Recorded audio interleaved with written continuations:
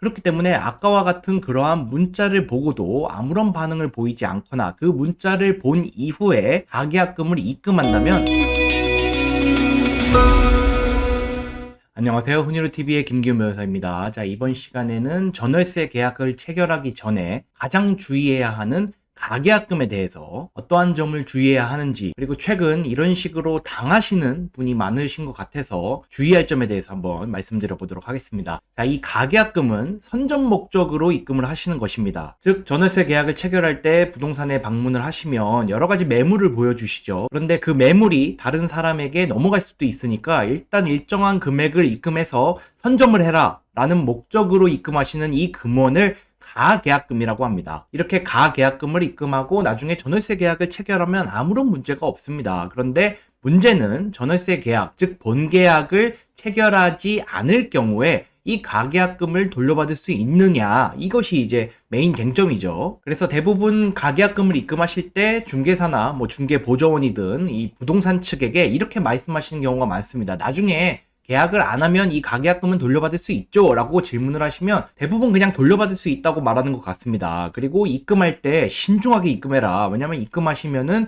가계약금은 돌려받을 수 없습니다. 이렇게 설명하는 경우는 잘 없는 것 같습니다. 왜냐하면 가계약금 돌려받을 수 없다라고 얘기한다면 그 사람이 상당히 고민을 하고 압박을 받기 때문에 입금하지 않을 가능성이 더 높죠. 그렇다면 해당 매물의 중개를 하지 못할 가능성이 있기 때문에 아무래도 그렇지 않은가 싶은데, 어쨌든 이 가계약금 부분에서는 단순히 부동산 측에서 얘기하는 말만 신뢰해서는 안 됩니다. 왜냐하면 최근 들어 제가 가계약금에 관련된 상담을 많이 진행했는데 대부분 부동산이 가계약금을 입금하기 전이나 입금 직후에 어떠한 문자를 발송합니다. 그것이 중개사든 중개보조원이든 이 부동산 측에서 보낸 문자 내용을 무시하지 마시고 꼭 살펴보셔야 합니다. 우선적으로는 그 문자 내용과 내가 설명받았던 것과 어떠한 다른 점이 있는지부터 체크를 하셔야겠죠. 그리고 가장 눈여겨봐야 될 부분은 바로 이 부분입니다. 문자 내용에 만약에 이러한 내용들이 써 있다면 나중에 본계약을 체결하지 않을 경우에 입금하신 가계약금은 돌려받기 어려울 가능성이 높습니다. 자, 어떠한 내용이냐면 임대인은 가계약금 배액을,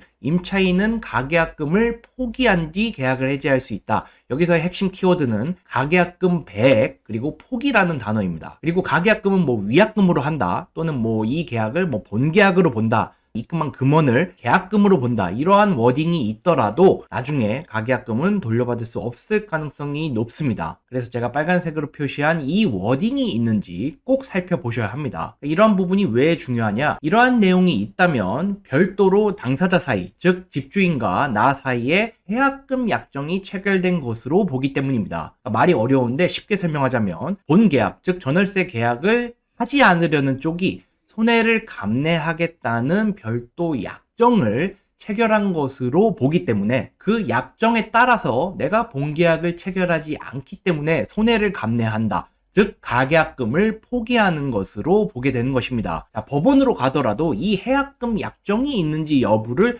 중점적으로 봅니다. 그래서 해약금 약정이 인정되지 않는다면 가계약금은 돌려줘야 된다, 이렇게 판단하고, 해약금 약정이 있는 것으로 본다면 그 약정에 따라서 가계약금을 포기해야 한다, 이렇게 판단하고 있습니다. 그렇기 때문에 아까와 같은 그러한 문자를 보고도 아무런 반응을 보이지 않거나 그 문자를 본 이후에 가계약금을 입금한다면 해약금 약정이 체결된 것으로 볼 가능성이 높습니다. 그렇기 때문에 부동산에서 보낸 그 문자를 무시하면 안 된다는 것입니다. 그래서 부동산으로부터 그러한 문자를 받았으니까 나는 이제 더 이상 할 것이 없고 본계약을 체결해야 하나요? 그것은 아닙니다. 자, 문자를 받으신 뒤에 우리는 최대한 빠르게 판단해야 합니다. 자, 무엇을 정말로 그 집에 전월세 계약을 내가 체결할 것인지 여부를 빠르게 판단해야 됩니다. 자, 시간이 지연되면 될수록 좋을 것이 하나도 없기 때문에 하루도 제가 보기엔 깁니다. 수시간 안에 최대한 빠르게 판단을 하셔야 합니다. 그래서 내가 만약에 해당 매물에 전월세 계약을 체결하는 것이 좋을 것이다 라고 판단되신다면 가계약금을 입금하신 뒤 본계약을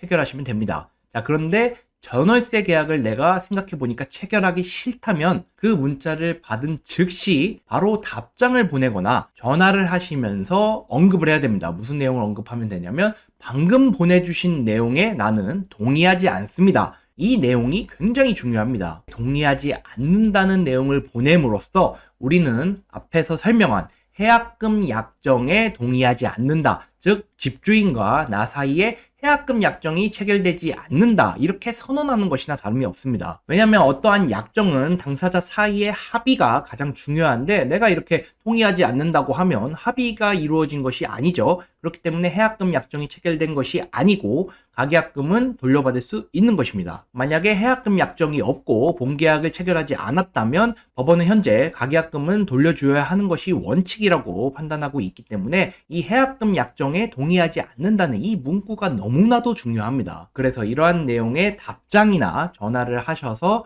언급을 꼭 해주시고 입금한 금액, 즉 가계약금을 돌려달라고 하시면 됩니다. 그래서 다시 한번 강조드리지만 해당 문자, 부동산이 보낸 그 문자를 보고 시간을 지연하지 마시고 수시간 내에 빠르게 판단해서 동의를 하거나 동의를 하지 않겠다는 이 답장을 꼭 해두셔야 합니다. 그리고 이 부분은 나중에 중요한 증거로 쓰일 수 있기 때문에 별도로 저장을 해두셔야 할 것입니다. 그래서 단순히 부동산 측이 말한 내용에 안심하고 계시지 마시고 이러한 문자를 받으셨다면 꼭 판단하신 뒤에 적절한 조치를 취하시기 바랍니다.